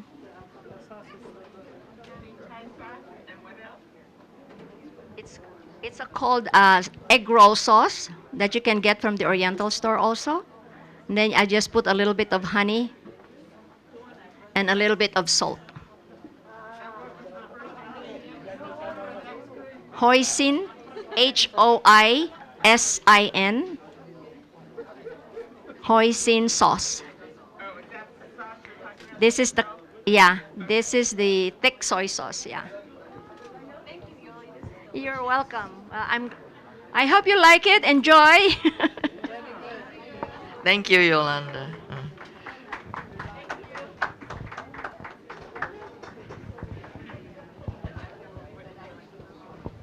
I'd rather have my broccoli with cheese sauce.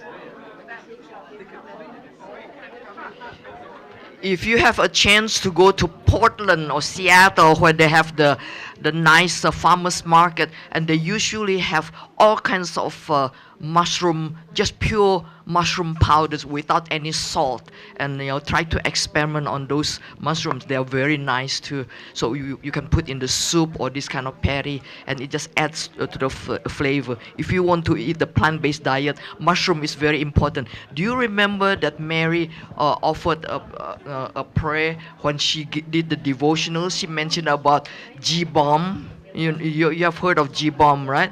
Remember, it's the greens, and then the first B is the berries, then the onions or the garlic and everything, and then the M is the mushroom, and the second B is the beans, and then if you want to use the S, it's the seeds. So those are the healthy food that the lifestyle medicine really encourages us to eat. In fact, if possible, every day, and you can really mix those things in all kinds of things.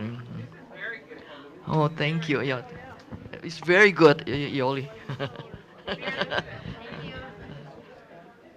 Yeah, we are fortunate to have. She when you were in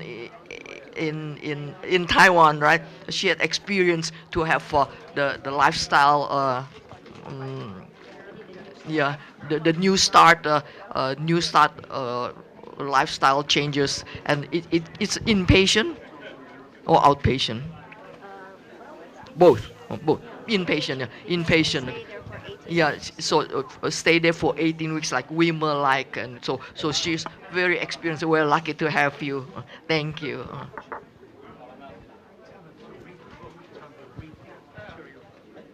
Yeah.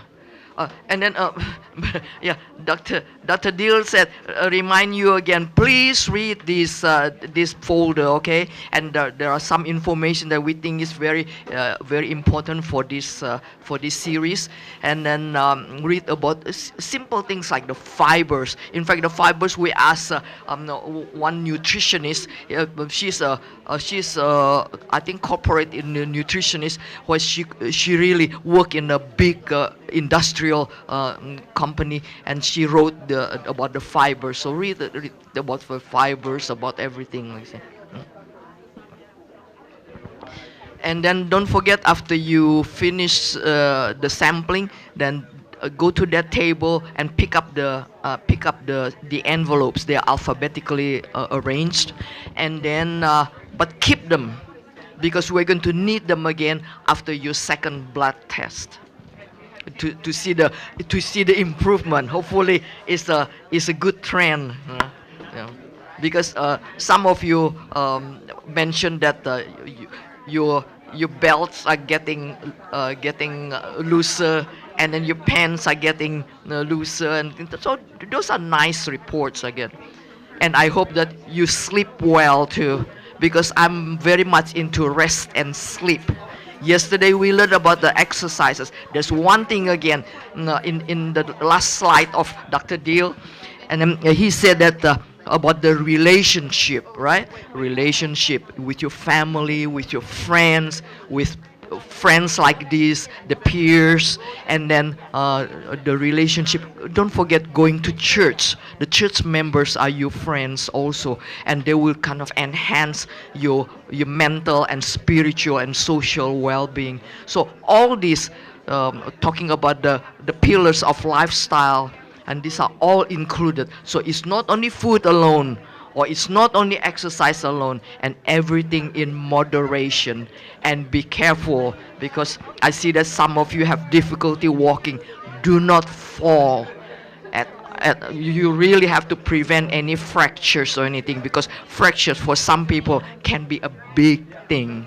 Just be very, very careful.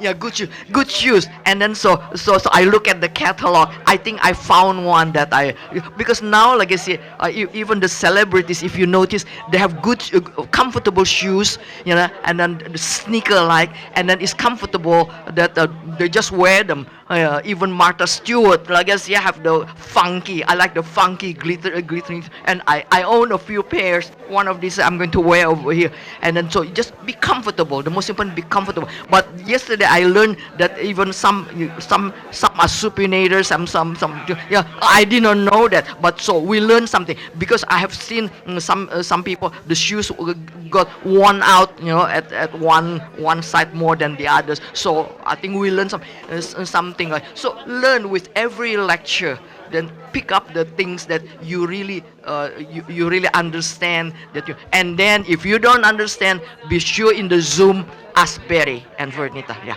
Just ask that because this is very important. That's why we have. And then, by the way, talking about Dr. Medina, his expertise is coaching, really, the wellness coaching, like I say. So he has his own group also. So we're very lucky to have Barry and Vernita. So ask questions because even simple questions sometimes can make your life change into better shape again.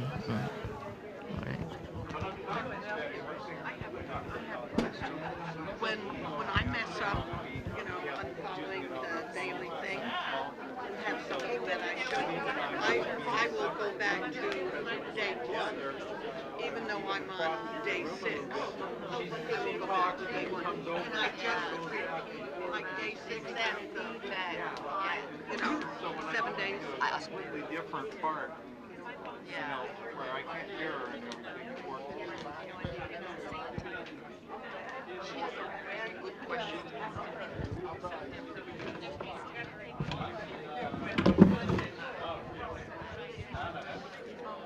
She said when she messed up. When I'm like on day 6, and then I eat something I'm not supposed to, that's on the day,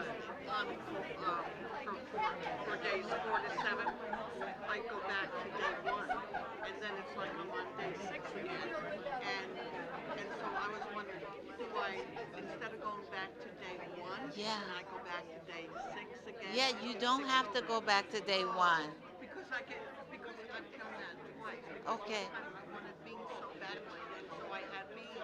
Okay. And it was Oh. like day, 3. Yes. And so, and it wasn't the lentils. Yes. I made the lentils too. But so I was afraid that if I didn't go back to day 1, that I would miss something in my cleanse. Yeah, no, you did good. Oh, No, thank you. this is how you're supposed to do. You're